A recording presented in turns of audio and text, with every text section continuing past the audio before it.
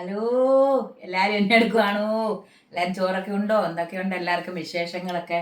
നല്ല വിശേഷമാണെന്ന് എല്ലാവർക്കും ഒന്നും അറിയാം. എല്ലാവരും വിശേഷങ്ങളൊക്കെ പറയണം. പിന്നെ എന്തൊക്കെയുണ്ട്? സുഖമായിട്ടിരിക്കുന്നോ? ഇന്നലെ എൻ്റെ അനിയത്തി പാറപ്പള്ളിക്ക് പോയിട്ടുണ്ടായിരുന്നു. അവൾ ഇന്നിപ്പോൾ വന്നപ്പോൾ അവളോട് പറഞ്ഞു, ചേച്ചി ഇന്നലെ ഒരുപാട് പേരോട് വെച്ച് കണ്ടപ്പം വർത്താനമൊക്കെ പറഞ്ഞു, ഓടി വന്നു. പിന്നെ മറ്റേ മാടപ്പള്ളി ഏലംകുന്നൽ അവിടെ ഉണ്ടായിരുന്നവരാ നേരത്തെ. ഇപ്പോൾ അവരോടൊന്നും സ്ഥലം മാറി.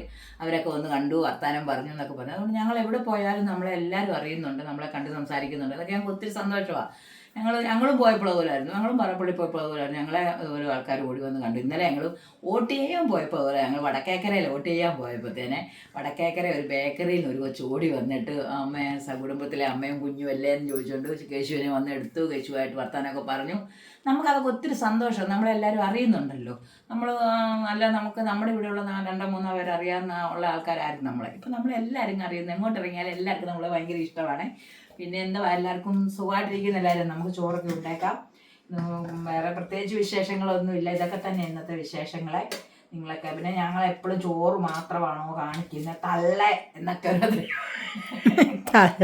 വിളിച്ചിട്ടുണ്ട്. തള്ളയാ, 2 മക്കളുടെ 2 ഗഡാമുട്ട ആമ്പിള്ളാരുടെ തള്ളയാ ഞാൻ. പിന്നെ എന്നെ തള്ളേന്ന് പ്രത്യേകിച്ച് നിങ്ങൾ ആരും വിളിക്കേണ്ട ആവശ്യമില്ല. അതെ, എന്നെ തള്ളേന്നൊന്നും എന്നെ ആരും വിളിക്കണ്ട. എനിക്കൊരു പേരുണ്ട്. പിന്നെ തള്ളേന്ന് വിളിക്കുന്നവർക്ക് ചിലപ്പോൾ വീട്ടിൽ തള്ള ഇല്ലാത്തവരായിരിക്കും തള്ളേ എന്ന് വിളിച്ചേക്കുന്നത്. അവരവരുടെ അമ്മ തള്ളേന്ന് എന്റെ മക്കൾ പോലും എന്നെ കയറി തള്ളേന്ന് വിളിച്ചിട്ടില്ല. അത് തള്ളെന്ന് പറഞ്ഞാൽ മതി കേട്ടോ. അതുകൊണ്ട് എന്നെ ആരെങ്കിലും തള്ളയ്ക്ക് ചോറ് മാത്രമേ ഉള്ളൂ.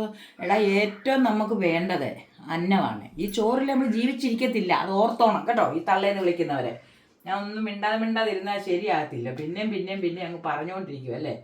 അതൊന്നും വേണ്ട, പറയിപ്പിക്കുക. നമുക്കിന്ന് കറി നല്ല കഷ്ണം മീൻ കറി വെച്ചിട്ടുണ്ട്. ഇതുണ്ടോ നോക്കാം. മോത പീസ് കറി വെച്ചതുണ്ട്. 2 ദിവസമായിരുന്നു മീൻ മേടിച്ചിട്ട്. പിന്നെ നമുക്ക് കൂർക്ക തോരൻ വെച്ചു.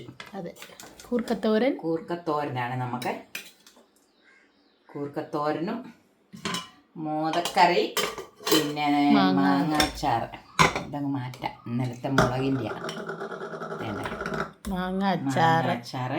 ഇന്നലത്തെ മുളക് ഓൾറെഡി ഇച്ചിരി ഇരിപ്പുണ്ട്. നല്ലതാണെങ്കിൽ അതും എടുക്കാം. നല്ലതായിരിക്കും.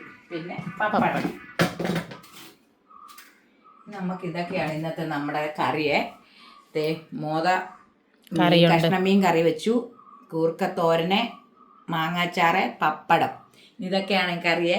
ഇതെല്ലാം കൂട്ടിക്കഴിഞ്ഞ് എല്ലാവരും ഓടി വായോ ചോറിനാം.